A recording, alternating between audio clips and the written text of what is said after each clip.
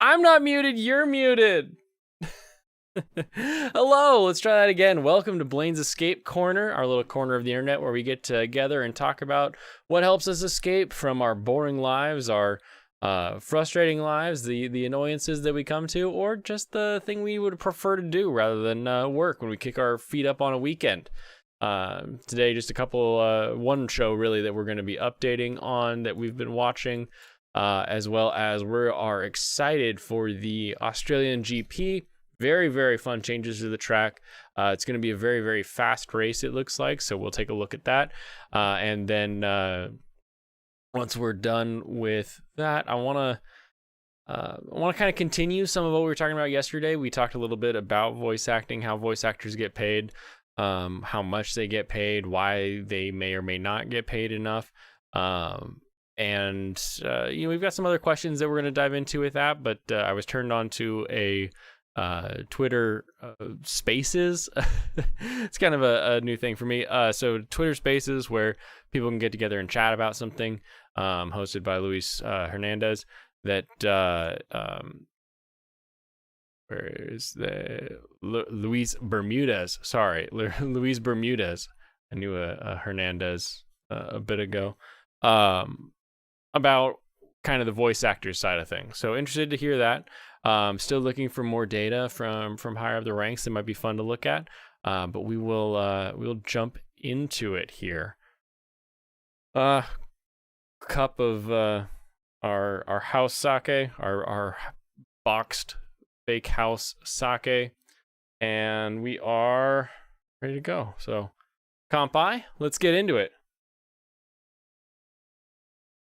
Okay, so the show we watched yesterday was RPG Real Estate. Ooh, I don't know where I'm going to go with this one.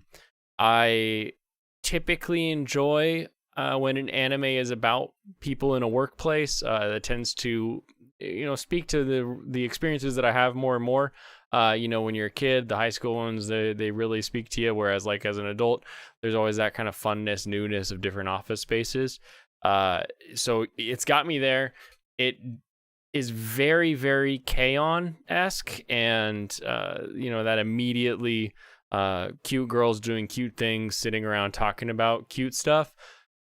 I don't know if the workplace aesthetic is going to carry through to that for me, but we'll see. I was a real estate agent, so it's kind of a fun look at what Japanese fantasy writer would think that they do in a real estate office. So I'm excited to see kind of where that goes, and we will continue with it.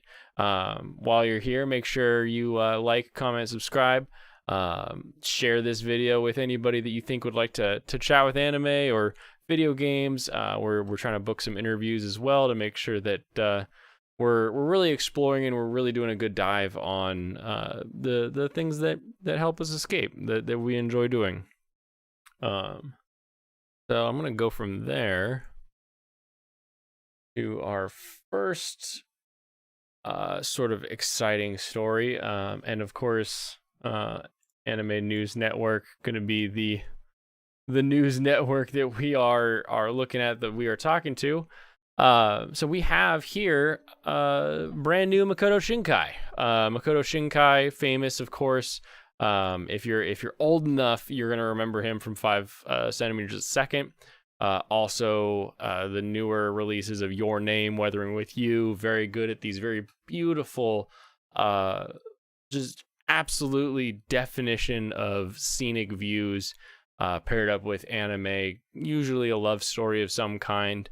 Girl and Her Cat, another one that just, it makes you feel warm. They make you feel happy. They make you feel good. So I'm excited to kind of see that they're coming out with a new one. So very exciting. We just got this new teaser image here. Very, very Weathering with You. We've got these ripples. There's sort of that everything's run down. We got a big old door. So I'm interested to see kind of where it goes. Tagline says, "I'll see you later." This is the title heroine and the November 11th opening for the first new film in 3 years, Suzume's Door Locking. Interesting idea. I could guess about what this is going to be like. Former hot spring town ryokan style inn lies derelict and abandoned. That is kind of but the dome is different. Like that, this whole thing here leads me to think it's not just a hot spring necessarily. That it could be something else. Teaser video for the film will debut on the Toho Movie Channel on YouTube on Sunday, April 10th. So maybe we can check that out and do some commenting on it and just eat the content ID. And gotta say though, all of our streams that were content ID and I disputed them, they're back live, so you can catch up on what we've been talking about. We must think about how to close the many doors we left open, says Shinkai as he continues work on the film. I've bestowed that responsibility upon Suzume as she travels across Japan closing various doors. It is my sincere hope that the film leaves its audience with big smiles and excitement as they walk out of the theater. The door, we're going to close it. Modern adventure story, an action film, and a road movie. The story follows Suzume, 17-year-old girl from a quiet Kyushu town who meets a young man looking for a door. They find a door within the ruins of the mountain, and Suzume opens it. Soon, more doors begin to open around Japan, bringing disasters from the other side. The film depicts Suzume's liberation and growth as she closes the doors that are causing disaster. The stars, the sunset, the morning sky. Within that realm, it was as though all time had melted together in the sky. Drawn in by this mysterious door, Suzume's journey is about to begin. Shinkai stated that 3 important points about the film are that it is a road movie around Japan. Love me a travel movie. Kino's Journey, the witch, Tabitai, the witch traveling witch, was another good one. Let's see. Elaborated that closing doors can refer to tying loose ends or finishing something. Oh no, a Makoto Shinkai that has a metaphor. Of course, of course, it's not just about the thing it's about. Makoto Shinkai is directing in the film and writing the screenplay. He is also credited with the original story. Masayoshi Tanaka, Your Name and Weather With You, is designing the characters. Kenichi Tsuchiya, Your Name, Garden of Words, is the animation director. Takumi Tanji, Children Who Chase Lost Voices. Really just bringing in a lot of people he's worked with before, of course. We got Toho distributing it, so we'll see who ends up with that license. Sony, probably. Staff planned out the project from January to March of 2020, developed the script from April to August of that year, and drafted the storyboards from September 2020 to December 2021. The actual animation production began in April 2021. We haven't started yet, and is continuing up to now. Shinkai's most recent film, Weathering With You, opened in Japan in 2019, became the number 7 highest earning domestic film of all time. We did see that. Now number 8 after Demon Slayer. Mugen Train was the highest grossing film. Shinkai's Your Name film, opened in 2016, is the 5th grossing film of all time, and the 3rd grossing Japanese film, and the 3rd highest grossing anime film. Interesting. 5 centimeters a second, Voices of a Different Star, She and Her Cat, Place Promised in Her Early Days. All fantastic, all good shows, all the make you feel good. They look good. They are quintessential date movies, I would say. They are quintessential date movies. That is something that I would say. I've said it. I've agreed to it. Kampai to that. I know that is what is a Shinkai movie. You know, if someone's like, oh, how would you describe that director? Date movies. They're all date movies. Very fun. Moving right along, we have the spring 2022 anime rankings. So we have not really seen the first of everything that's out there. Still need to catch up with Executioner and some of the others that are on High Dive. We are following up with everything basically that came out yesterday and then today. So how are the rankings looking? Here are the top 28. right off the bat, Executioner and Her Way of Life at 12%. We knew this was going to be a fun one. We're projecting this to be a really good one. People are enjoying it. I'm sure we're going to enjoy it as well. That idea of they're on the other side of the isekai where people are coming into their world and they got to take care of them and get rid of them. Pretty excited for that. Number 2, Tate no Yusha Season 2. We got the Rising of the Shield Hero right behind. Like, a 1 percentage point. Not a lot in these polls. So people were excited for this. I'm glad it's back. I feel like a lot of the drama that people try to drum up about it ends up being just that, just people saying stuff to say stuff. Your boy Kong Ming, still haven't seen it yet. We got to get started on that one. Like I said when we were first reviewing what we wanted to watch, I'm still excited for that one. I'm glad to see it up so high. Science Fell in Love. How are there so many people that like this show? I don't... Maybe it strikes too close to home for me, but like I don't know. It was one of those frustrating ones where you watch and you're like, no, you... Okay. No, it's not what it's about. It's about what it's about, not what I think it should be about. Tomodachi Game. Here we got a pretty small spread from 5th to 9th, so any of these could pop up or down. Tomodachi Game, like I said, depending on how these coming weeks go, could be really good, could be We'll see. We'll follow up with that. Demon Lord Reborn as a Typical Nobody. Again, we talked about how this one's fun because it's the isekai without being an isekai. It's just a fantasy show that has a reincarnation in its own world. I'm hoping this one just stays to be that fun popcorn anime. Let me get some good high fantasy and really enjoy it. Aharen is Indecipherable. 5.48. Again, these are all very close, very 1-1. That's gonna just kind of depend if that moves up and down based on sort of what people are feeling as is their relationship making sense, or is it feeling like one of the people is sort of unbalancing that whole thing. I'm Quitting Heroing is on the list. We still haven't followed up with. Trapped in a Dating Sim. I'm shocked. Like I'm glad it's at the bottom of this sort of 5% spread here, but I am surprised to see it so high. Again, it doesn't introduce anything new. The game it's based in is weird, and the immediate fact of the character could have just done whatever they wanted is not doing it for me. Skeleton Knight, I've seen a couple memes. I won't spoil that one, but I'm interested to see kind of where this one goes. Dawn of the Witch we haven't followed up on. Demon Girl Next Door we already talked about. Not my thing. If you love it, you love it. You do it. It's all you. Love Live. Become a Real Heroine. The Unpopular Girl and the Secret Task. I'm surprised that Diamond is down here at 2%. It's not good enough for me to say this should be way higher, but I would have thought that this one will, if this one doesn't if they don't ruin it.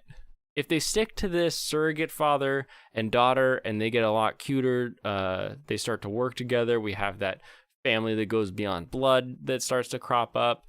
I could definitely see this one climbing the ranks, having it start so low. As long as they don't screw up and they just kind of go with the story it looks like they're going to tell. Again, I don't know if there's a manga that I haven't read or the light novel. I tend to stay anime only with a lot of this. So depending on how that story gets fleshed out, I could definitely see that one rising through the ranks.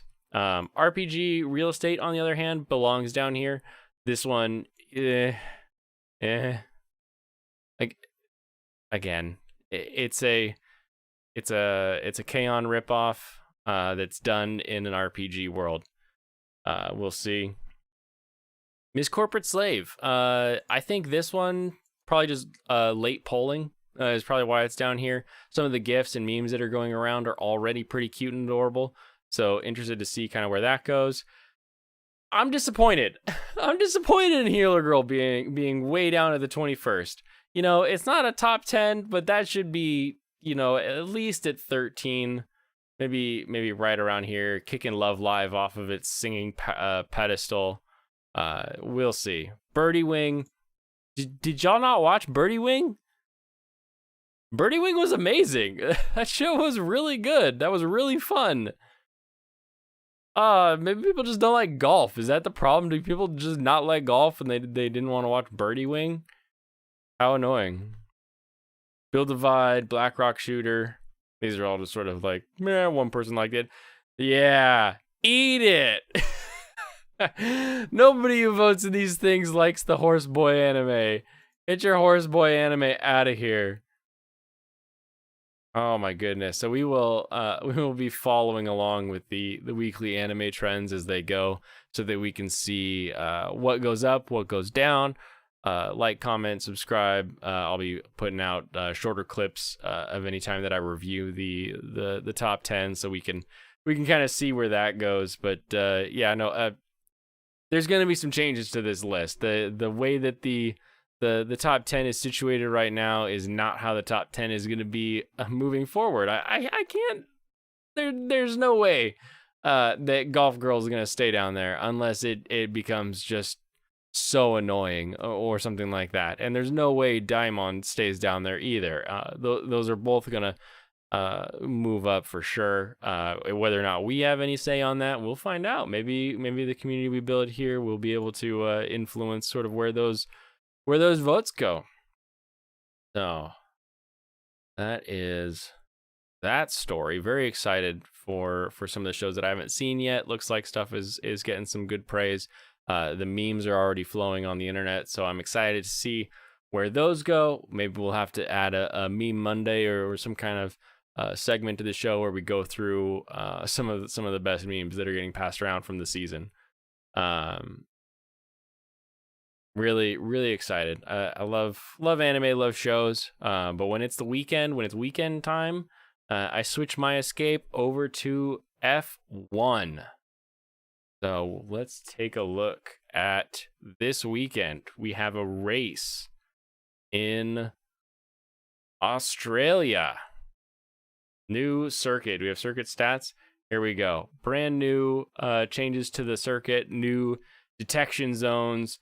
Very exciting. This will be very interesting. So if you've never seen an F1 map before, the way these work are this section, they put numbers on the corners so you can see as you come through here. This is the start finish line right at the flag, coming through to turn 1, turn 2, 3, 4. And so we're going around this clockwise circuit.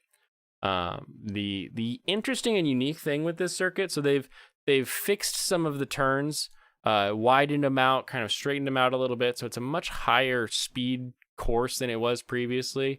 So they're really going to be hoping for really good battles in this.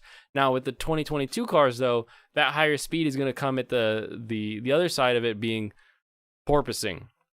Those cars really like to bounce when they start moving at high speeds, and so you're going to have these just woo, woo, woo, woo. And we saw that in the practice this morning and yesterday morning. The Ferraris are just bouncing down the road. Everybody's locking up going into some of these turns. Some of them have figured it out a little bit better than others, but it's been a rough ride, it looks like, by a lot of them. And so the other interesting thing with this track, and something we saw at the Saudi track, is if we're going to be seeing some of those DRS games. This one's going to be a little different though, because here we have DRS detection 1. So if you're within 1 second of somebody, that's how you get your DRS, the ability to open up your wing and go really, really fast. So if you're within 1 second at this point of the track here, as you come around turn 8, you're going to hit the DRS zone here. And this is a very big, long, sweeping DRS zone that brings you into 9 and 10. So you're going to be hitting 9 and 10, about 10 miles faster than you would be hitting them without DRS. And then as you exit 10, you get to open up again. This is huge because what this really looks like it's going to mean is if you get that DRS and you're able to pull ahead going into turn 9, and then you get DRS again because you still have the DRS from that previous detection zone, you are going to be able to pull away up into stage 11. or into turn 11 to be able to make that turn come around. And so hopefully you can increase that gap past 1 second. So you get ahead of them here. You got to pull ahead, really stretch your legs going into turn 11, because when you come out of turn 12, we've got another detection zone here.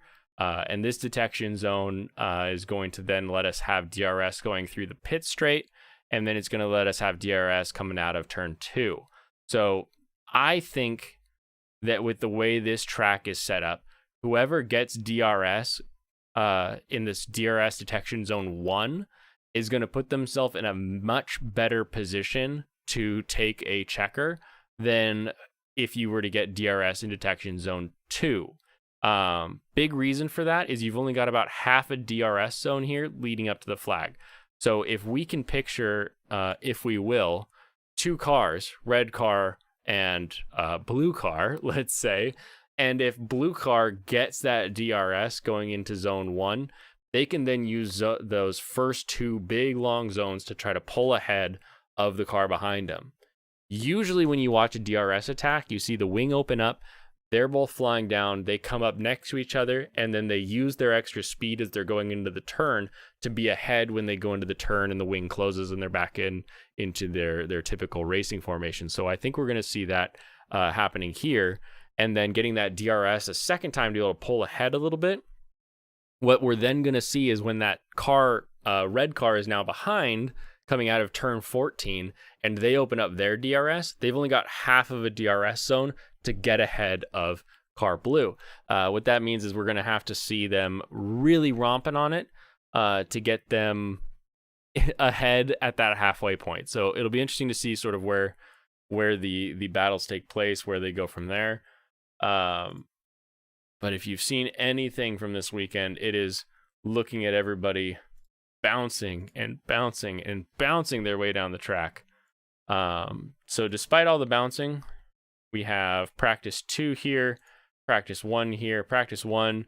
Both Ferraris hitting fastest laps, Red Bull's right behind them. The McLaren, finally up there. Practice 2, we are going Alpine, getting up in the mix with the Red Bulls and the Ferraris and the Alpha. We know that Alpha has that Ferrari powertrain, so it's going to be pretty good there as well.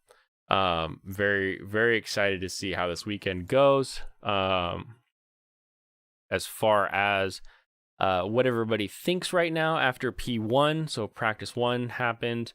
We're looking at Ferrari, despite saying they didn't expect their car to suit the track, topped the opening session with Sainz comfortably ahead, which they did very well. A bit harder on Friday. FP1 was a bit tricky, improved in terms of driving in FP2, but there's still a lot of work to do. Interesting Friday is we had to deal with a lot of new things compared to last time. Those Ferraris in the video are just boing, boing, boing as they go flying through. So very, very interesting to hear them say that. They got new end plates and aero rakes for the start of FP1 to see kind of how it's flowing on there. Quite positive. Max, definitely was complaining that the car wasn't balanced enough to really take turns at speed. So it'll be interesting to see sort of how that goes. Mercedes just having issue after issue after issue. Difficult session. They're losing engineers. George Russell complaining about the Red Bulls every time he comes around a corner. It'll be very, very interesting to say the least to see where they go. Alpine, they love it. They're up in practice 2. It'll be fun to see sort of where they end up. They're back in the blue car now, so it'll be fun to follow them as an actual Alpine car in my eyes. McLaren, crazy to see them right up at the top. Danny Ricciardo's home field, so he'll be happy if he can get into that top 10 finally, so that we can get him get some points on the board. Alfa Romeo, again, everybody's kind of happy. They're feeling it. A lot of these people aren't going to be complaining about sort of what they've seen as far as the track goes, and it's still haven't seen exactly sort of where we're going to be going as far as you got Red Bull, Ferrari still at the top, but behind them is not Mercedes anymore, and that's going to be different. That's going to be unique. That'll be something new. So to see I mean, if it can be dual Alpines and we have 3 cars, 3 manufacturers that all right at the top, coming across the line, that'll be unique. It does open itself up to what's called a DRS train, where everybody's so close to everybody else that everybody has DRS opening, and so nobody can pass the person in front of them with DRS. So everybody just ends up being this long train of open wings that are flying through. So it'll be interesting to see how that ends up going. But overall, I'm excited. I'm excited for the race this weekend. I'll watch quali tomorrow when it releases. FP3 is occurring right now, so it's sort of a interesting timing with it being in Australia. But I will I'll watch that, and I'll probably be either really excited or really confused come Monday, based on how it goes. A lot of people going off track in these first practice sessions, so it'll be fun to see as a race, at least one where they can go off the track without destroying their car and being out for the whole weekend. So stoked for that.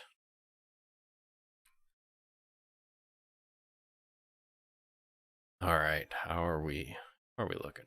Well, still green. Look at that. No drop frames. This is a miles better stream from last time. Excellent condition. What I like to hear. Oh, I need to change my display. Lights out. There we go. That's better. Now it's not just white reflecting on my face and making me even whiter.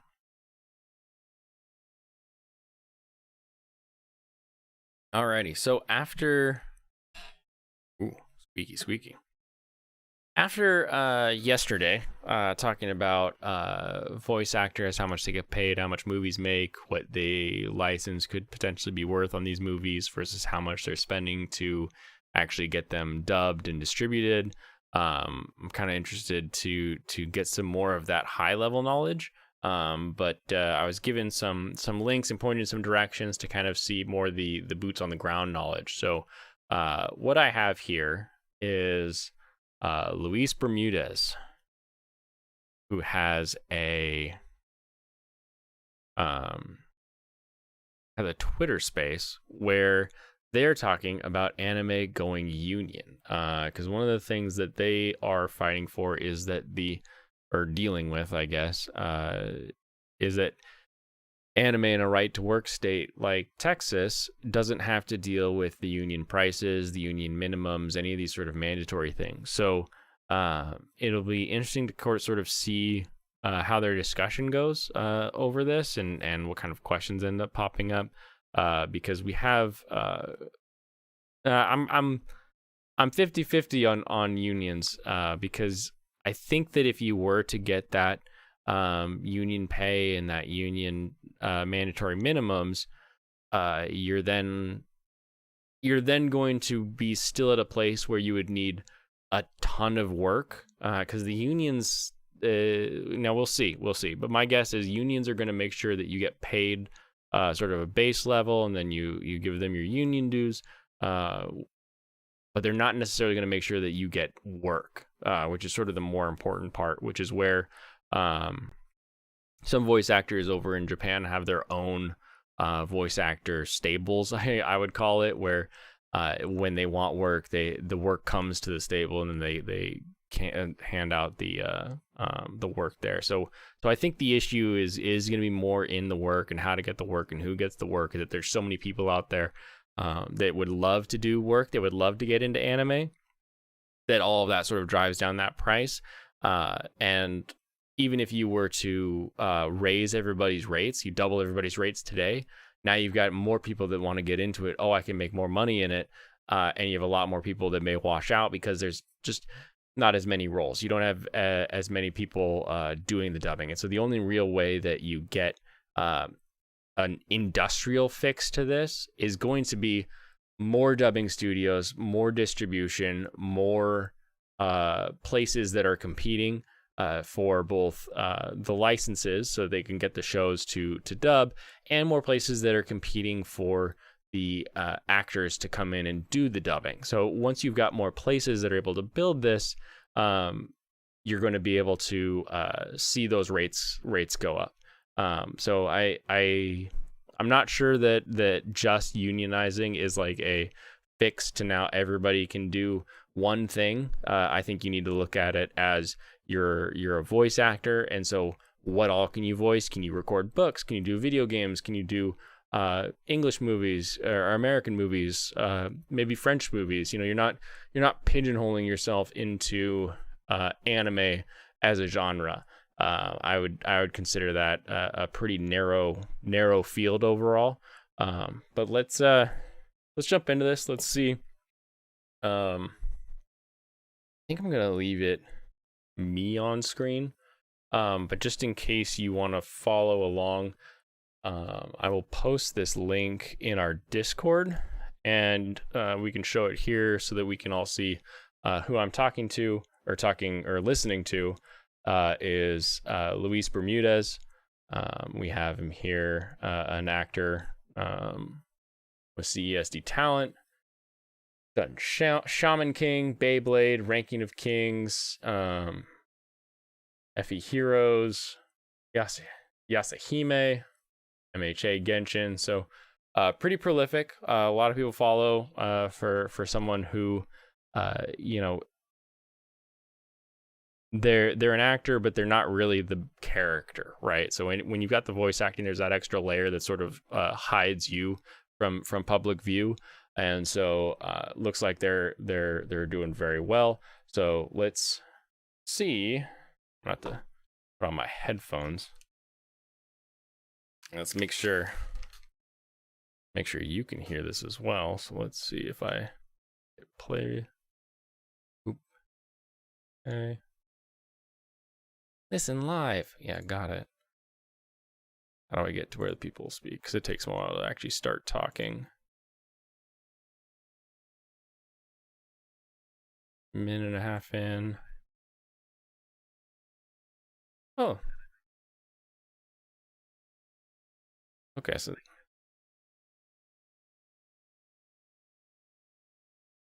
check. Okay, so I'm gonna turn on this. And if I turn on that, I should be able to have you guys hear as well. So we also have actually, I wish this would pop out. They actually do captions, which is nice. Thanks Twitter Spaces. Twitter Spaces with your caption spaces. Oh, and this first video is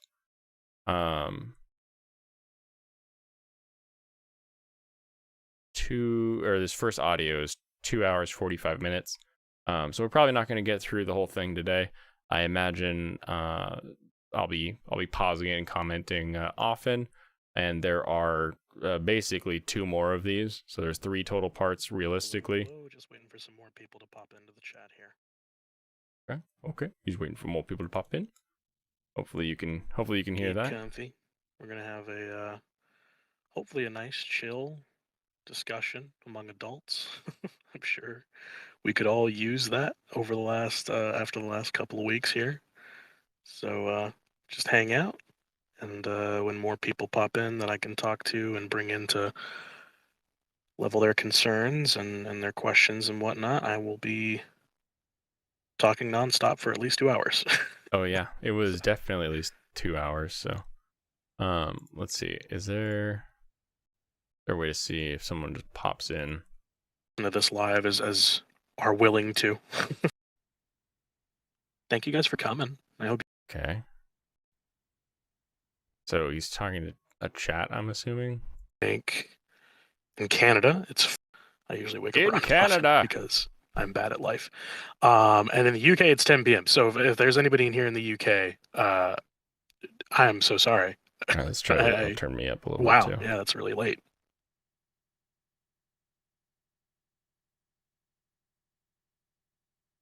Okay, yeah, it's really late.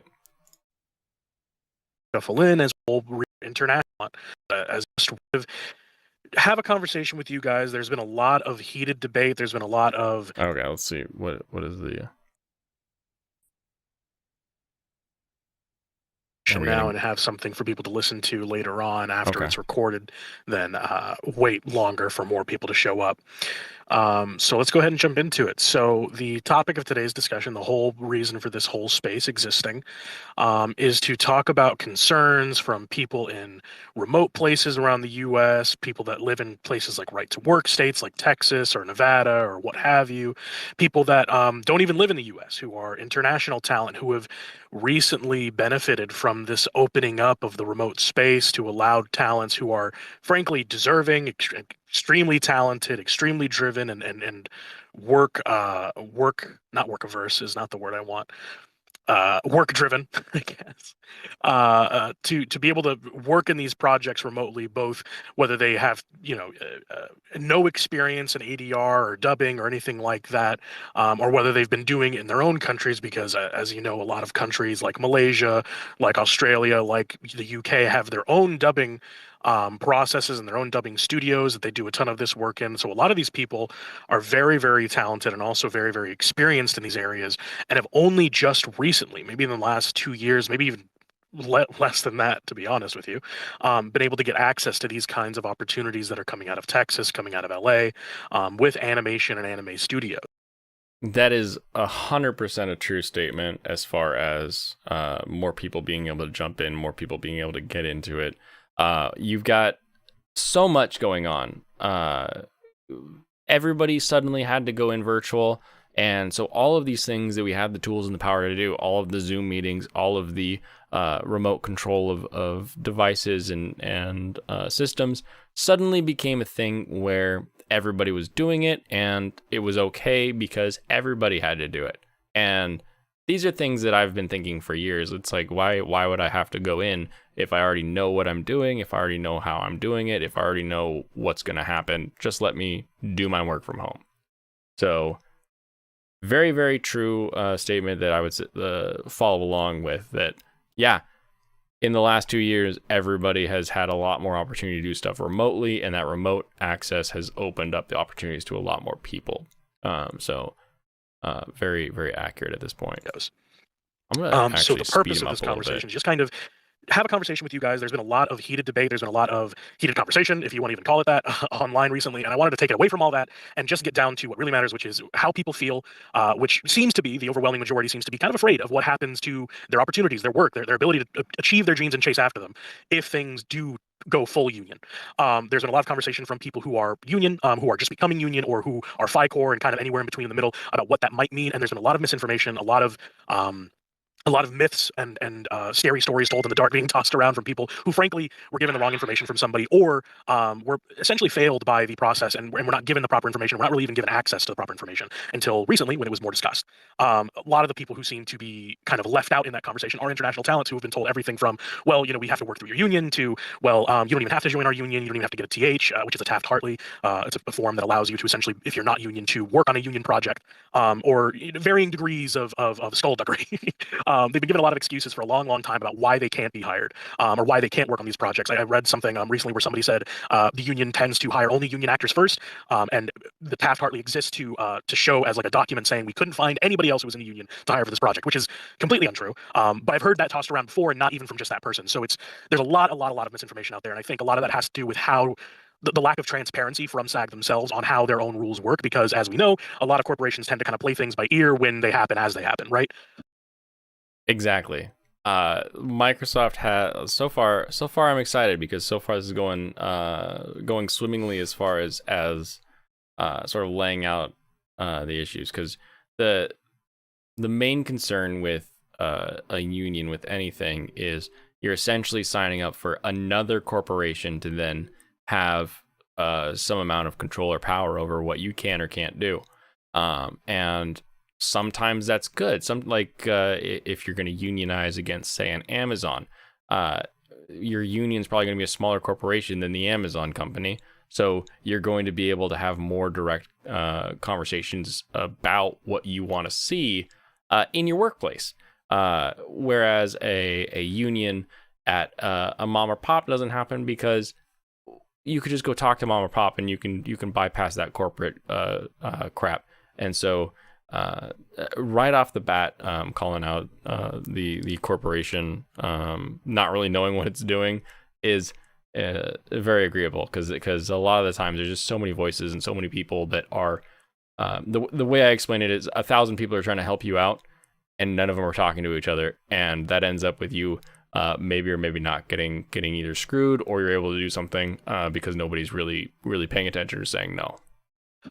So a lot of the people that I'm working with, Stephanie Shea, Marin Miller over at Coda, are working together to try to kind of find these answers, because frankly, they're just not accessible to a lot of people. And so my job that I took upon myself was to try to source those questions from you guys. And I've gotten a lot of good questions, a lot of really complex questions, and ones that go into depth, and some that are more basic. I'll be covering as many as possible today so that we can try to get a full breadth of the situation and understand it as clearly as possible. One thing I want to stress is that I will do my best, my level best, not to extrapolate or give an answer that I'm not 100% certain is accurate. I will theorize with you, but I can't give an answer to a question that I just frankly don't know. A lot of the questions that Amy sent me, my good friend Amy Smith, are very complicated and very in-depth, and I think they're the bulk of the questions that we want to be able to answer. But I personally, because I've my only experience is working in the U.S. from a right-to-work state in Las Vegas, Nevada, for studios in L.A., New York, and Texas, I personally don't have the experience to answer a lot of these questions. But my panelists, who I will be bringing on next Saturday, will more likely be able to answer those questions in depth. We're also talking about having a SAG rep brought into that conversation. Ben Diskin, should his schedule allow, will also be there to talk during that conversation. And we also may have our good friend Joe Oakman, who will be joining us during that conversation as well, if, again, their schedules allowed. For sure, it will be Stephanie, me, Marin, and maybe a SAG rep who will sit down and have that conversation with us. We've got more content to watch. Answer those questions. So starting off, I want to talk about what this whole push has been for, why we're trying to make anime go union. And then after that, I want to kind of open the floor up so that I can answer your guys' questions about what I've been talking about. Because I don't want to talk for a super long time and then feel like I've covered everything and then bring somebody in and be like, so, like, what about if I live in Uzbekistan or something? I don't know. So basically, what we're pushing for is a better rate. We're pushing for a better rate. We're pushing for the ability to earn savings towards our pension, which are in the U.S. that is our retirement fund essentially, and towards healthcare. With the union, there is a set cap for people to earn. There's a set cap that people have to earn in order to qualify for those benefits. The healthcare is probably something you could already argue with the way the current system works, where the person you're contracting with has control over your time, control over what you say, control over enough things that they build what's called constructive employment, and that is something that the main lawsuit. So whenever you hear about this, such and such group contractors sued Amazon or sued Microsoft or sued Apple, sued some giant company. So you got a bunch of contractors, they sue giant company. What they're usually suing over are health benefits and are PTO, stuff that you would get if you were an employee. There's sort of that more passive income, like he was saying, the pensions, that idea that you could have an investment account, and so most of the time when you have employment disputes between a contractor or a freelancer and a major corporation, it's because that major corporation controls their time, what they say, what they do, and where they do. They control so much, and the way I like to put it out is, a true contractor, a true freelancer, a true person who is in that position of contract where you don't have to pay them for medical benefits or PTO or any number of things that come along with employment. Have you ever hired a plumber? Have you ever hired a landscaper, someone to remove a tree? We talked about that a little last time. Have you ever hired a handyman to come to your house to fix something out? Any of these people that are going to be like coming to your door, you're hiring them, you're paying them, whether it's an actual written contract as to what they're going to do, or it's the contract of I need you to fix my toilet and you give them money. That's still a contract. When do they show up? We'll be there between the hours of 8 o'clock and noon on Friday. And you just have to be there 8 o'clock to noon on Friday. If you tell them you have to be here at this time, they're going to laugh at you because you have no control over what they do. They will show up when they show up. That's the biggest one. If the person you are contracting with is defining a time that you have to be to a place, you're on one of the major steps, those major hurdles to get towards that constructive employment, where they need to be offering you an actual employed position that comes with health benefits, with retirement, with PTO, with anything else that may come along with that. So that's you could get that without unionizing, but you would need everybody to get together and form a class action, which a lot of the times your contracts will say like specifically that you can't do a class action. That's a pretty normal clause to put in things. That way, you look at something like Patreon, they're like, we have to arbitrate, no class actions, and it's biting them in the butt. But when you're a smaller company with fewer contracts, doing something where it's no class action can make sure that nobody can really come to you in a pooled money group. They'll have to come in individually, and it reduces the chances of that happening. So let's keep going. Namely for health insurance, that cap is at, hold on, let me refer to my notes. That cap is somewhere in here in the hundreds and hundreds of things that I've written.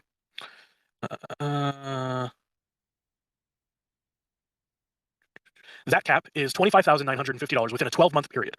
So within a single calendar year, you have to have worked in enough union productions to have earned $25,000 and one more time, math is hard. $25,950 of just union earnings to be able to qualify for health coverage.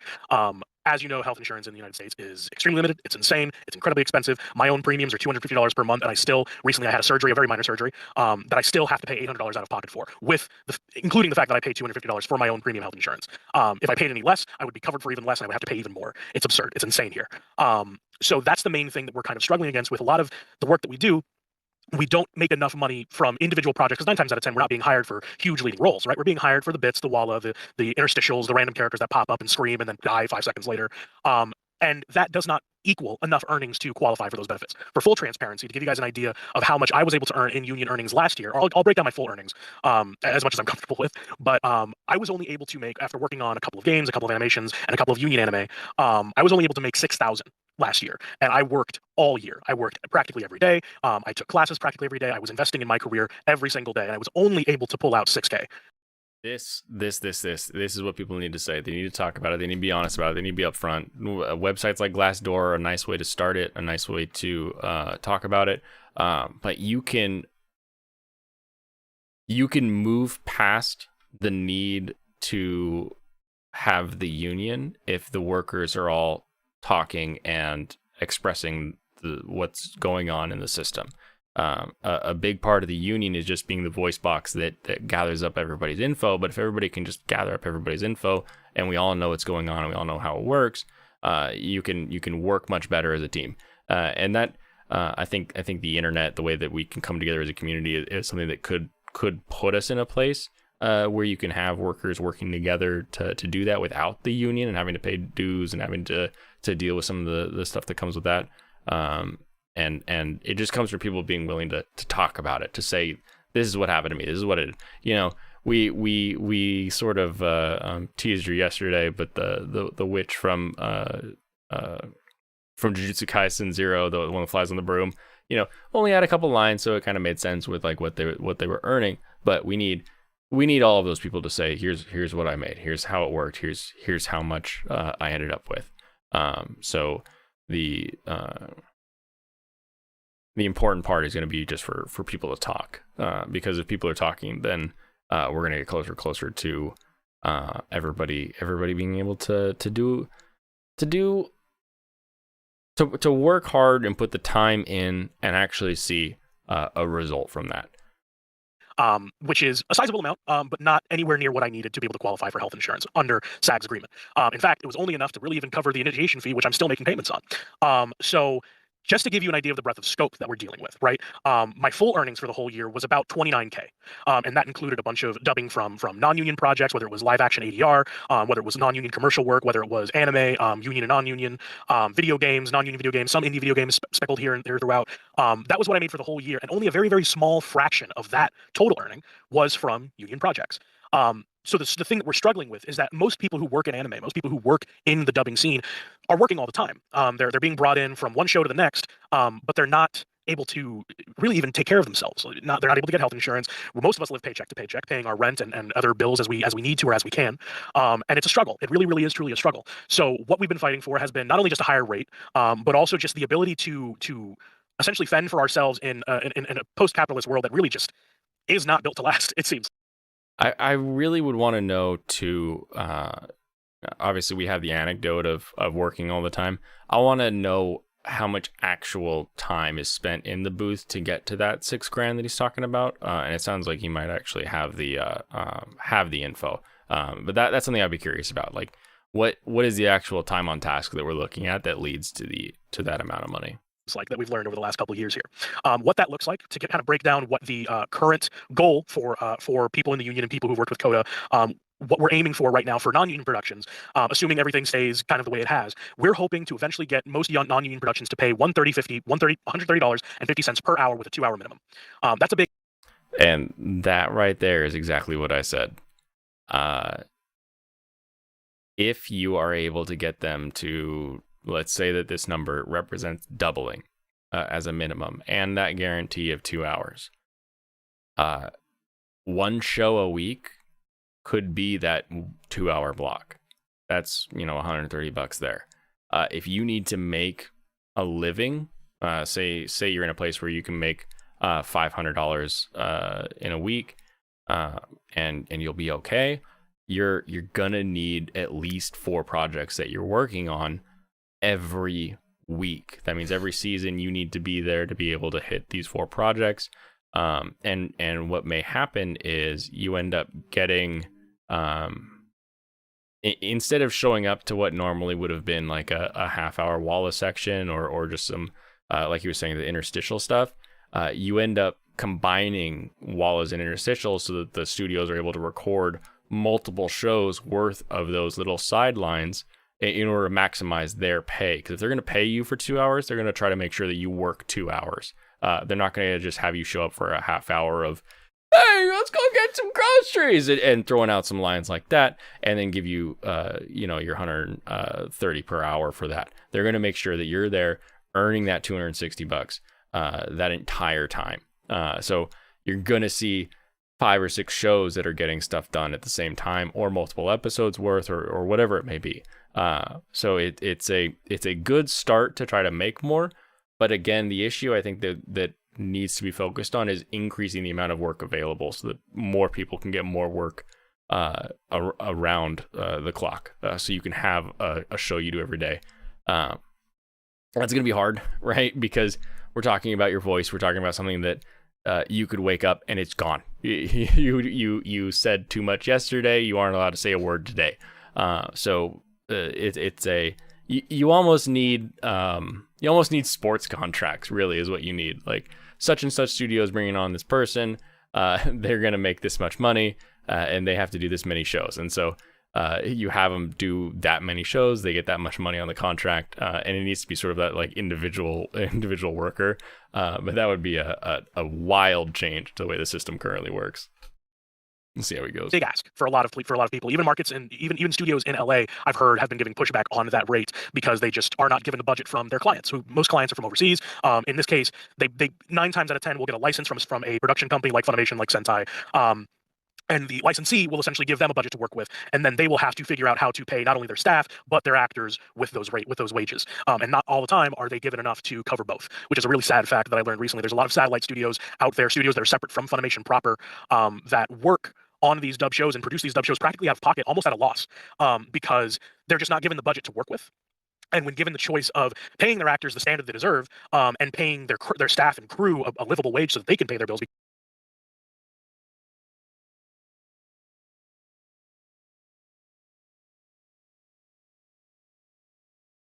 Wait, where'd it go? Where did the audio go? Normal speed? Oh, we're at 2012. Why did it just stop playing? Hold on. Let me try to go back into it. Because at one time, because there we go. They're just not given the budget to work with. And when given the choice of paying their actors the standard they deserve, and paying their staff and crew a livable wage so that they can pay their bills, had to try to balance here. So 130.50 per hour with a 2-hour minimum. That's what we've been. It must aiming just for. cut out for a little bit. It's essentially the Netflix, what you've probably heard to as the Netflix contract, 87 per hour with a 2-hour minimum plus a 50% buyout. The buyout essentially it makes sure that we don't get residuals, which is another thing that we'll have to talk about much later on in the future. But for now, let's just try to get the wages livable, because the way things have currently been and the way things have been in the past, if you worked in Texas, for instance, the wage typically ranges anywhere from 35 per 2-hour block to 75 per 2-hour block. And when I say it will be interesting to see what they end up saying about residuals, because a big part of residuals, like we were talking about last time, is the box office gross. When you have something like a Netflix or a Funimation or a Crunchyroll now that is putting something out, they are putting stuff out so that they keep your subscription. They're not putting stuff out necessarily to get new subscriptions, though I'm sure they have a growth model kind of built in for that. But what their goal is to not lose your business, not put something out or not stop putting things out. And then you're like, well, why do I pay for this? I'll just get rid of it. I don't need it anymore. Their entire goal is to be the one that is keeping you giving them money. So they have a sort of an interesting business model. I'd be curious to pull up some of their revenue. We can probably find Netflix. I would imagine we might be able to find Crunchyroll's numbers, but I would be interested to see sort of what their actual growth looks like, if any, and whether they're just spending money to make sure people stick around. And because you have the initial cost to build the system, build the site, build the platform, basically, and then once you've paid that, you have this much nicer sort of gradual waning down to your maintenance cost of everything, where we're paying the employees that monitor things, we're paying the systems, we're paying for the streaming services that get the videos to you, and then they're able to then hopefully increase the amount of people that are subscribing or what they're subscribing for. They upgraded to the 4K multi-platform with Netflix specifically a little while ago. So I'd be curious to see what their actual numbers look like on that end, because they pretty easy for someone to work at a loss in the hopes that eventually they have enough people paying money in to make the whole thing worth it. a 2-hour block, I mean that you are not paid a 2-hour minimum. If you are brought into, for instance, a studio in LA who's working on 4 different shows, and they bring you in for 4 different projects in a 2-hour space of time, they will pay you a 2-hour minimum for each title that you work on, regardless of the fact that you only worked for 2 hours. If you did interstitials across 4 different shows and it only took you 2 hours, 1, you're a rock star. 2, you're still going to be paid a 2-hour minimum for 4 projects individually. Oh, interesting. So that cuts off that last thing I was just talking about, where they would try to cram it all together. I wonder if that's a very specific technicality that's written into the work, that it's a 2-hour minimum per work. That's probably how they wrote it in. That makes a lot more sense than allowing them to just cram a bunch of work into that 2-hour block. So ignore that part of the previous chat. In Texas, what usually happens is they pay you in 2-hour blocks. They will have you record interstitials across a number of shows. I think the most I've ever done was 4 at one time. And they will pay you for a 2-hour block of time, which, even if you're getting paid the highest rate, 75 per 2-hour block, you are still only making 150. If you are making what most local Texas talent make, you're not even making that. It's a real struggle, and especially because you have to understand that with these shows, and why it's such a big deal that it's paying it per show. With these shows, they get any number of merchandise sales, they get any number of licensing sales, they get any number of the amount of money that Funimation makes from each individual property that they have on their streaming service, or through Crunchyroll, or whatever is happening with that conglomerate nightmare right now. They make a substantial amount of money from that. These are multi-billion-dollar industries, which is why so many actors are so frustrated, because some of us are living really well, some of us are doing great, and some of us are literally starving. And there's no. Yeah, I would be curious to see what that number actually is. Like, how many shows is Crunchyroll now, Sony, actually getting the merchandising license for, and what are they actually getting from that? Is the studio retaining the merchandising revenue? Is it actually going through them? I'd like to see that, see those documents, so that we can know for sure kind of where stuff is going. That's something that would be very helpful in this, because we know that anime doesn't really make money from being on Crunchyroll. being on Crunchyroll gets you excited to buy the Dakimakura so that you can cuddle with it at night, or the figure so you can stare at it with your magnifying glass, like the rest of us degenerates, so that you can see exactly what the part of the show is you weren't able to see, but this figure was designed specifically for this character. So I would hesitate to say that some of these properties are worth what they're worth, where, you know, a couple of them are. I mean, look at this season. We just went through 28 anime, and I would say maybe 2 are worth, you know, really merchandising and getting them to a level that people are super excited about.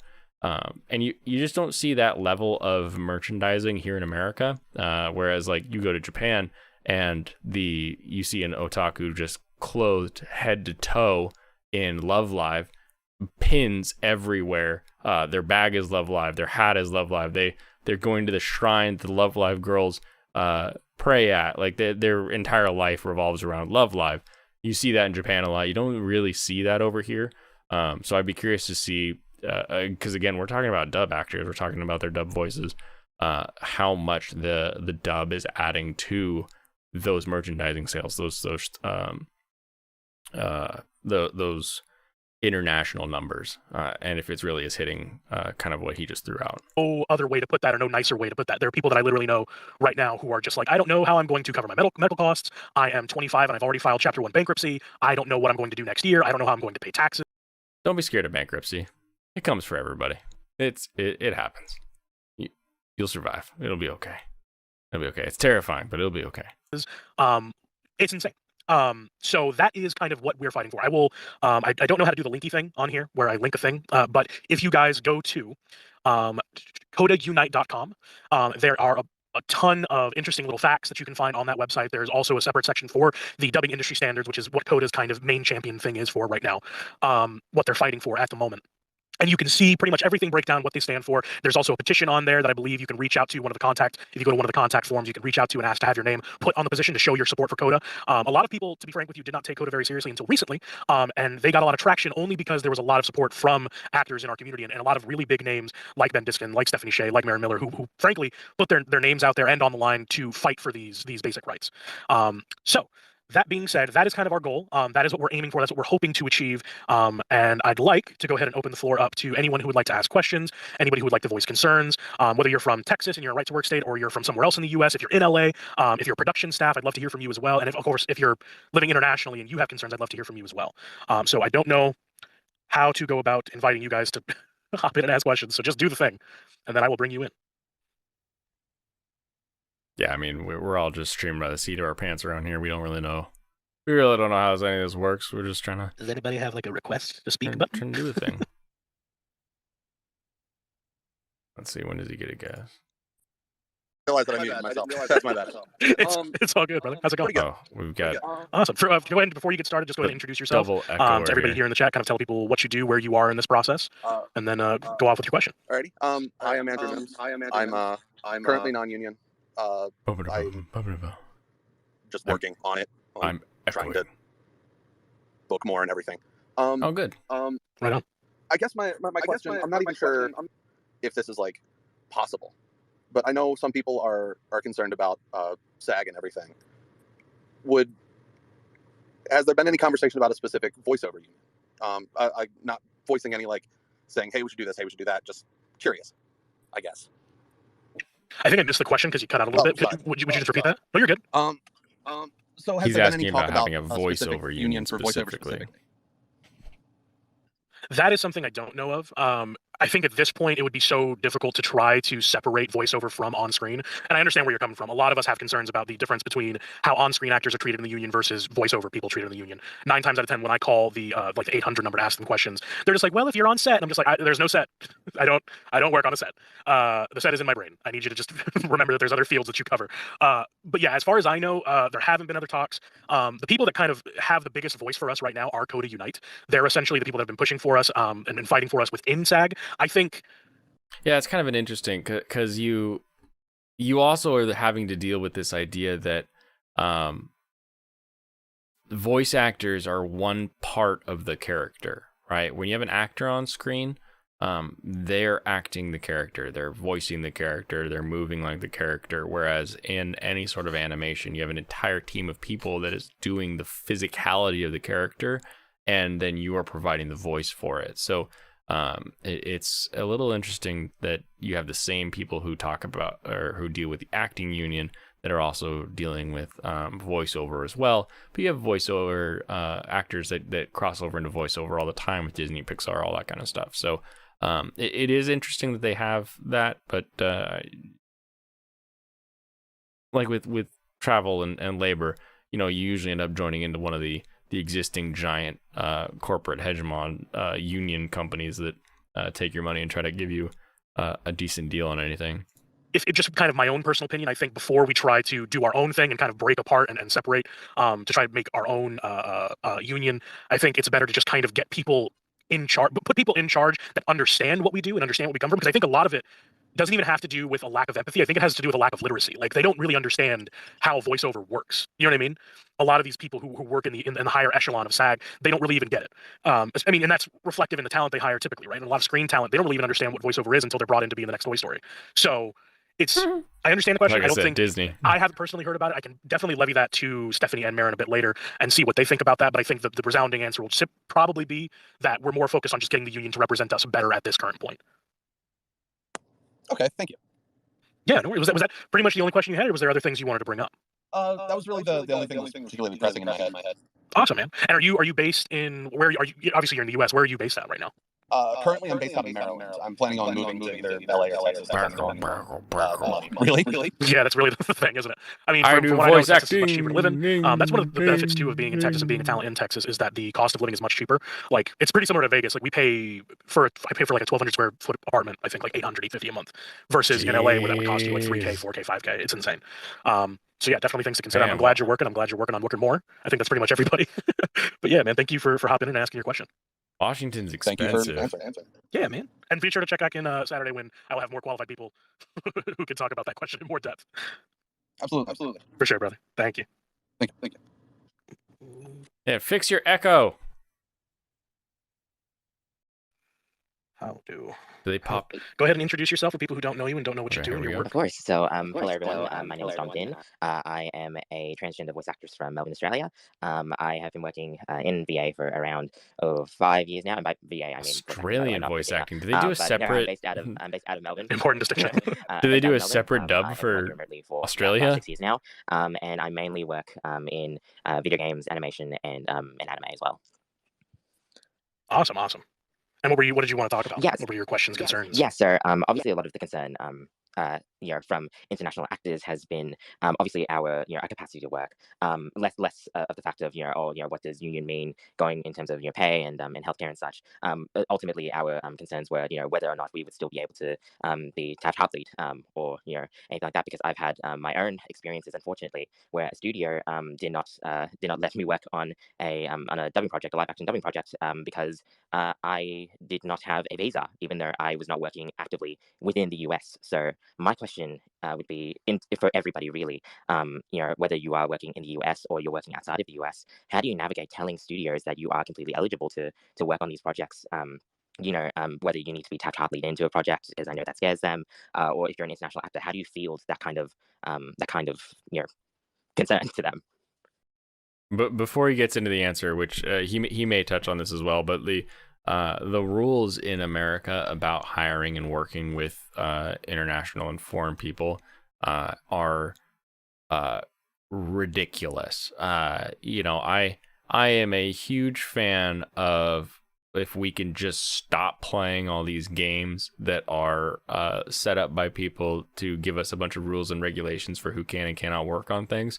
I have tried to hire people who are here on green card and they end up getting denied on their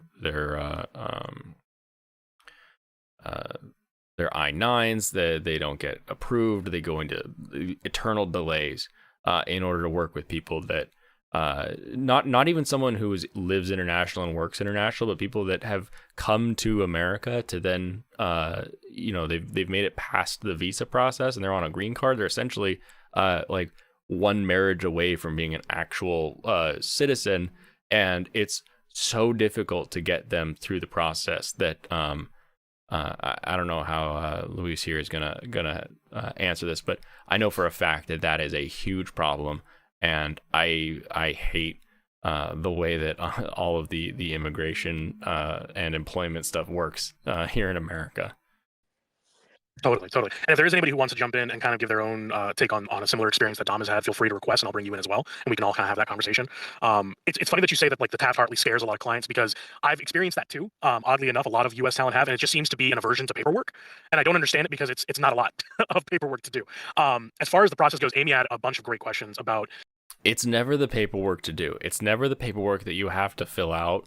It's the paperwork that you have to follow up on. It's the paperwork that you file. It's the paperwork that you have to retain. It's the paperwork that if you lose it, you get in trouble. It's a whole bunch of stuff that goes along with the paper. It could be a single page that you just sign and it works, but there's a bunch of extra stuff that goes into paperwork beyond just the document itself. So I can, like I said, I can understand people not wanting to get into some of the crap dealt with on that, but like you're not supposed to. You're supposed to, sort of be indiscriminate with or discriminately indiscriminate about the way that you're hiring and bringing people on.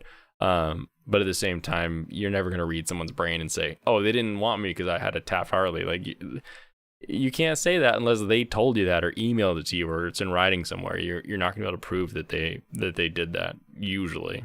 Like specifically what the process was, as far as even just like reaching out to clients and telling them, hey, this is how you would go about hiring me. I'm not in the union, but I'm represented with MEAA or whatever in Australia, or depending on where you're from, there's a bunch of different actors unions. How do we work with either my agent or with my union in tandem to get me on this project? And a lot of stuff was thrown around online over the last couple of weeks. I know Stephanie was telling me personally how she had worked with, she had worked with an actress in the UK. She had brought her in for a project, for an anime dubbing project, which was union at the time.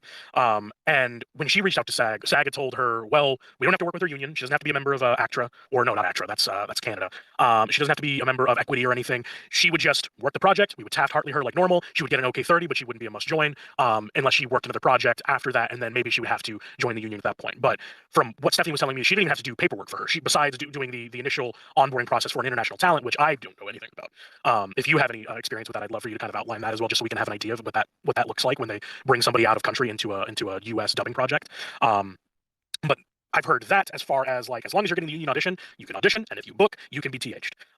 That is the most painless part of the process, I think, typically, and that seems to be resounding for people, whether they're in Canada, whether they're in Australia, whether they're in the UK. If you're in a country like Malaysia or somewhere else, I think those answers are pending because we haven't really gotten answers on that. But I know for even like dubs like Yashahime, which is a union dub handled by Bang Zoom, Kirby Morrow and a number of the original cast, rest his soul, were brought in from Canada, and I think they just worked through ACTRA, and so they were totally fine to work on a union project from their home country. I think the only problem would be if you're a member of ACTRA and you tried to work on a U.S. non-union dubbing show.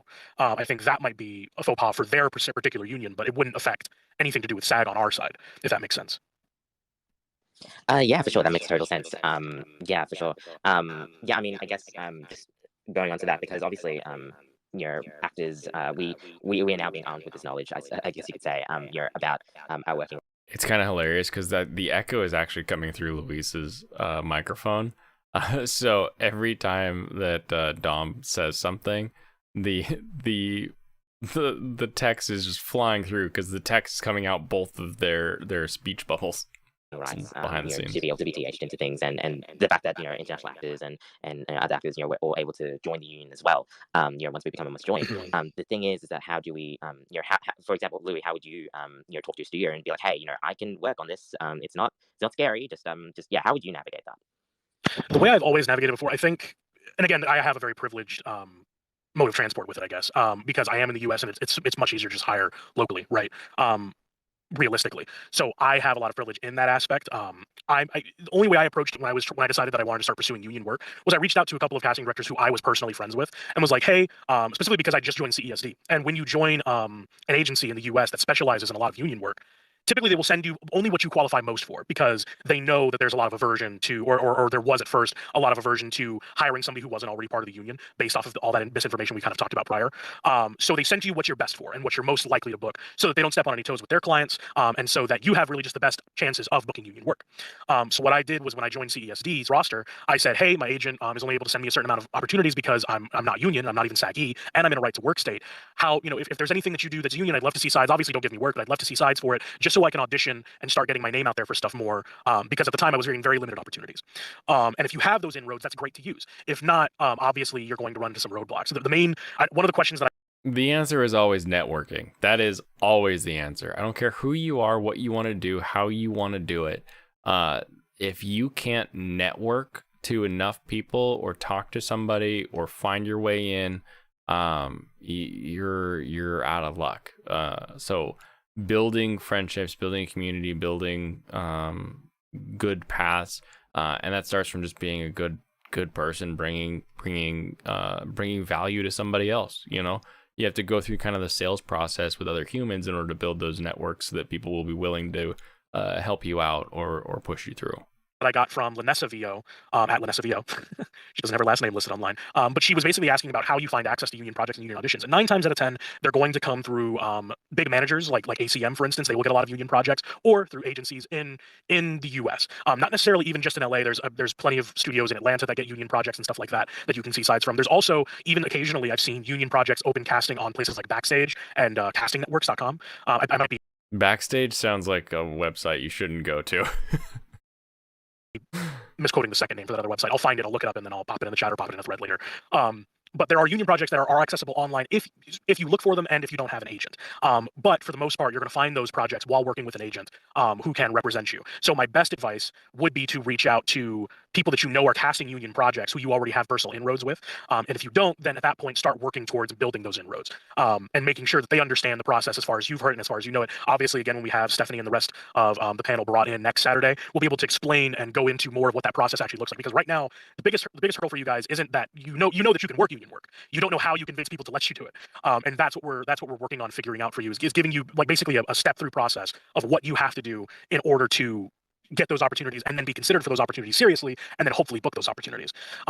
Which I believe you should be able to. I don't see any reason why you shouldn't and why you couldn't. A lot of you are very talented. You said you've been doing this for 5 years. I know for a fact you're very talented. So there's no reason why you shouldn't be able to get access to those opportunities. It's just a question of finding the inroad, I suppose.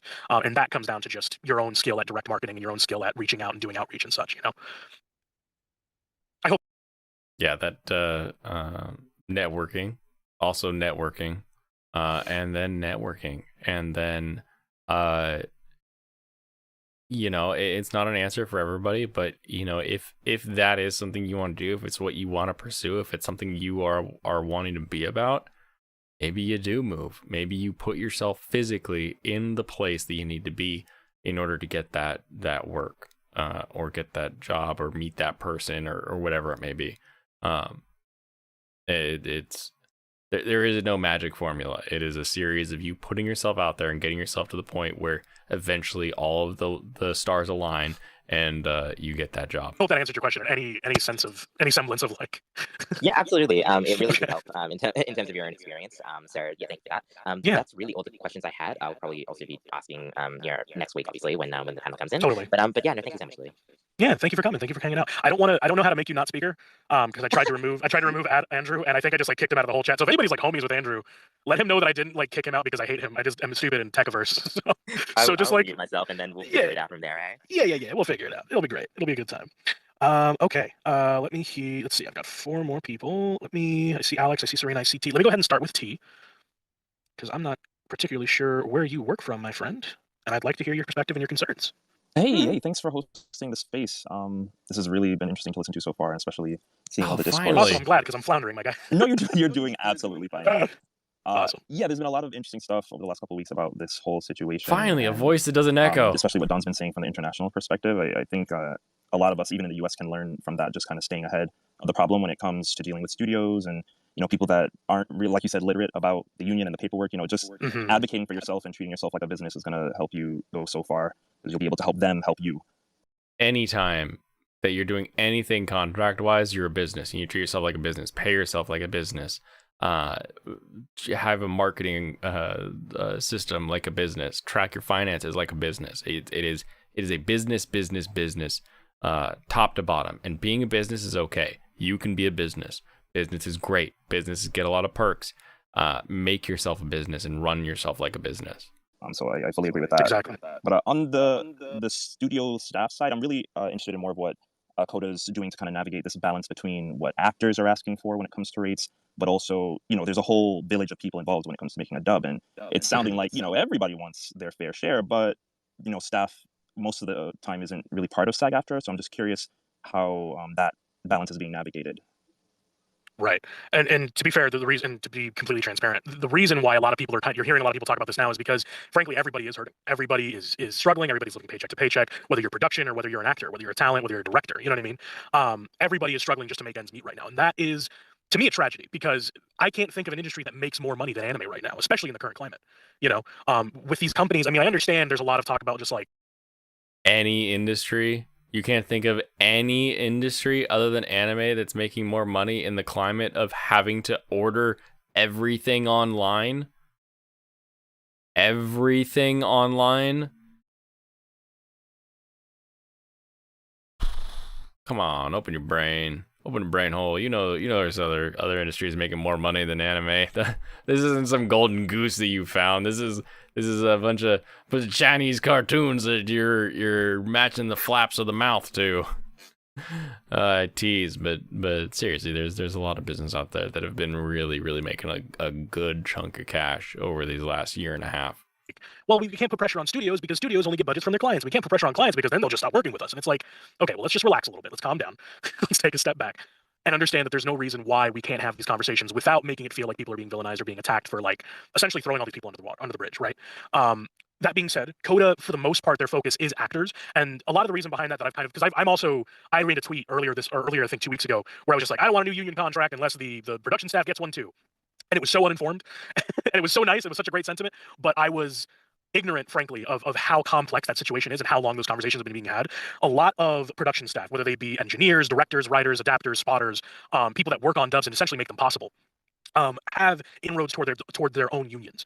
There's IATSE for engineers that they can work on. Directors also have the directors union. There's also a writers union. And then there's for anything that isn't covered by those other unions, there's always been talk of getting those specific sectors to unionize on their own. One specific example that Stephanie told me about was when I think 5 or 6 years ago, when there was the big interactive contract protests from actors, where essentially we were talking about how brutal these sessions were on us, where you sit down for 4 or 5 hours doing battle shouts, and by the end of it you're fried, and you have no use of your instrument for the rest of the week for a job that essentially paid you scale, which is only $1,500 at most, right? Because of those strikes, it caused a lot of upheaval and conversations to be had within the gaming space among game devs. And they, from those conversations, built their own union and actually started their own union and started getting protections for their work, which is why you're seeing all this stuff about places like Blizzard treating their employees so badly, is because now they have union rep and people that are actively looking to protect them and point out where people are being mistreated in their own industries, right? So Coda, as far as I know, I think they're in full support of those production staff looking for their ability to get protection within their respective unions. But SAG, again, because we can't what is the word I'm looking for? We don't want to speak for them. Yeah, not even that, but we don't want to necessarily even forgive my people who are from the UK. We don't want to Brexit SAG, if you know what I'm saying. We don't want to take the VO and just be like, well, screw you, we'll do our own union with blackjack and hookers. You see what I'm saying? It's so much more complex, and there's so much more protection that comes from working with SAG, that SAG doesn't represent production crew at all. That goes through IATSE. That's where people who work on set and do prop masters and stuff like that, engineers, sound people, camera people, all those people, that's their union. And so we've had conversations with people in production to try to move towards that. And one of the things I'm interested in, one of the reasons why I held this space, is because I want to hear more from those people, specifically to understand why there's been pushback on whether they don't want to join a union, or whether whether it's joining a union isn't feasible, because I don't have any perspective on that, frankly. I'd love to hear what kind of roadblocks they're running into, or what kind of barriers they're running into, or what kind of issues they're having, because like a lot of actors, a lot of people are scared about the joining fee, right? I think it's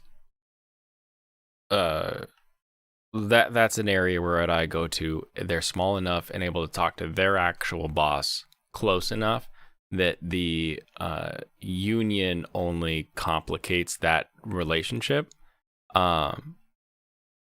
Where a big problem is people don't want to talk about what they make. They don't want to talk about what they need to make. They don't want to talk about how the business can make more money to be able to pay them. And so they don't have these conversations with the owners. So if they could just have that conversation with the owners and the people that are going and getting these licenses and able to communicate there, you could bypass the union entirely, because the people that are on that production side are more likely than not employees of that company. And so they have that smaller company feel, that smaller company vibe that they're able to talk to, versus someone who's coming in on a contract from the outside and trying to interact with them. You know, the people on the inside, they don't need to be in a union if they can speak up, if they can talk, if they can actually voice what they want and how they want it, and be able to say, we need to change the way this works.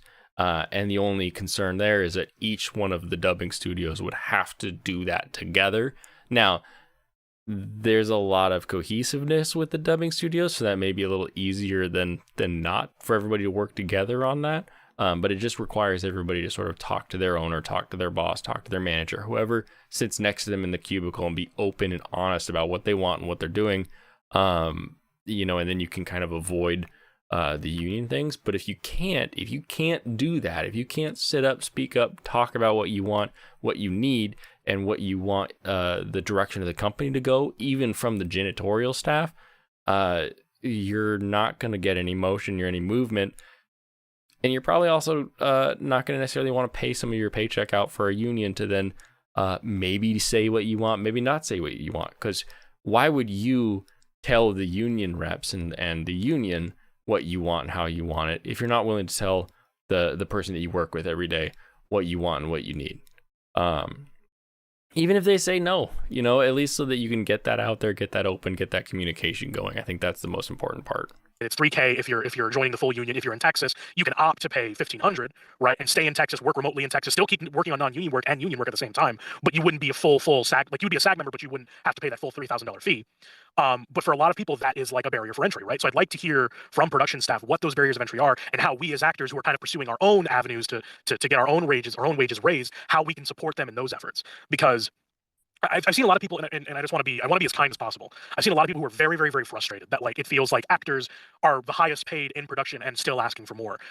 The problem, I think, with that mentality is that we can do both. We can ask for better wages across the full gamut. We don't necessarily have to say, well, you guys already get paid the most, we should get a turn. It's not about that. It's about the fact that most of us don't have health insurance, don't have a pension, don't have any plans for when we can't do this anymore. You know what I mean? Like, it's one thing to work in production where, you know, you go from one job to the next, from one studio to the next, and you kind of are in a trade at that point where people are always needing your work. It's a highly saturated market, and there's problems with it. Obviously, I'm not saying that, but if my voice blows out in 20 years and I can't do any of the stuff I'm doing now, that's going to be a huge hit to my income. You know, or if I do a single job. I mean, wouldn't it only be a $6,000 hit to your income? That's what you said. That's what you said like a few minutes ago, that it's only $6,000 a year. And that knocks me out, gives me nodes on my vocal cords, whatever. I have surgery. You know, Rob Paulson got throat cancer, and for a while he was probably wondering what he was going to do if he couldn't work anymore. You know what I mean? Obviously, he's Yakko Pinky. He's probably the worst example I could have used. That man's rich, like rich. But you see what I mean? So it's an ongoing conversation. I'd love to hear if there are production people in this space right now. I'd love for you guys to join in, ask to or request to speak, so I can talk to you guys about what those barriers are. Because frankly, I have no idea what they are or why there's been so much pushback on you all joining your own union. Okay, I'm gonna pause it there. We are 50 minutes in to the first almost 3 hour session. We got an hour and 57 minutes, almost 2 hours left in that video. I think that's a good stopping point. Like I said, the way that the system works is a series of contracts that need to be negotiated. And if a studio is not negotiating a contract in a way that they can pay people what the people want to make or how they need to make it, that's sort of on the studios. And so the studios need to all sort of say, this is what we need to be charging, sort of as a system, as a group. They need to raise what their side of things cost, what the dubbing side of things cost. As they raise that, that's going to raise the or change the cost of the license. It's going to change what they end up actually paying for the license. It could be changing what the license is worth. It could lead, if everybody raises what they're arguing for, and again, they all have to do it. That's kind of the biggest issue is you may all voice actors join up in the union gigs. All voice actors are working union jobs, and then a new studio opens up in Kentucky that's not union, and suddenly they're getting all the dub work because they're charging half as much as everybody else for the same work. And because you're working on such an international scale as well as a national scale, that it's going to be tough to make that function just from unionizing. So curious to see sort of where this conversation continues to go. I'm excited to sort of follow along. We've got a great race weekend. I've got a lot of shows to catch up on. So Monday's probably going to come with a lot of, here's how this show went, here's how this show went, here's how this show went. So we'll be continuing on with that. And then a little bit of a race breakdown. Maybe we'll talk about what actually happens either Monday, Tuesday. But I really want to continue through this. Hopefully we get some other speakers in here that know more about the back end, and maybe we just fast forward to the next I think you said the week after this they did or they're supposed to do another one. So I'll see if they did that other one that actually included some of the CODA and SAG membership people, and we will follow along with that.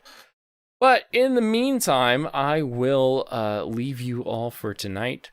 Have a wonderful evening. It's a beautiful Friday. I'll be back on Monday for another episode of Blaine's Escape Room or Escape Corner. Oh my gosh, I can't even say my own name right now. Blaine's Escape Corner, a little corner of the internet where we get together and talk about things that help us escape. We're on a bit of a tangent right now, trying to figure out how to make sure the thing that helps us escape continues making money and continues helping people who really enjoy it. Because that's unfortunately probably the worst part of anime is the people that work in the anime industry in America all love anime. And when you love something, you're willing to do a lot to sacrifice to make sure that it works or it happens. So a lot of people are willing to sacrifice in order to make sure that they can continue working in anime or continue doing things with anime. And you just, at some point you got to take care of you. So I'm excited to see where this goes. We'll find it out. You have a wonderful rest of your night. Enjoy your weekend. Check out the Australian GP. We'll be following along as well. I'll be probably live tweeting some stuff as I watch the race, which I'll have to record it, but we'll come to that bridge when we get there. Have a good night. Kampai.